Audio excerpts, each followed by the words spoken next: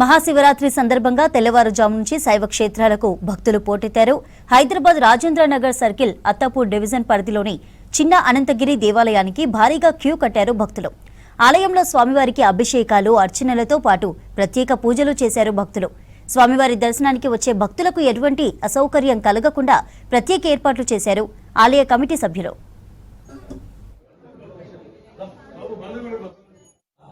మాఘమాసం బహుళ చతుర్దశి రోజున వచ్చేటువంటి శివరాత్రిని మహాశివరాత్రి అంటారు.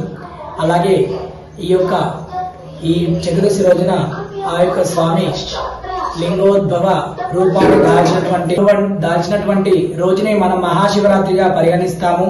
అంటే ఈ బహుళ చతుర్దశిన స్వామి ఒక లింగ రూపాన్ని ధరిస్తాడు. అందువల్ల ఈ మహాశివరాత్రిని అత్యంత వైభవంగా అందరూ ఉపవాసం ఉండి స్వామివారికి అభిషేకాలు చేసుకొని స్వామివారి యొక్క కృపకు పాత్రలు కాగలుగుతారు.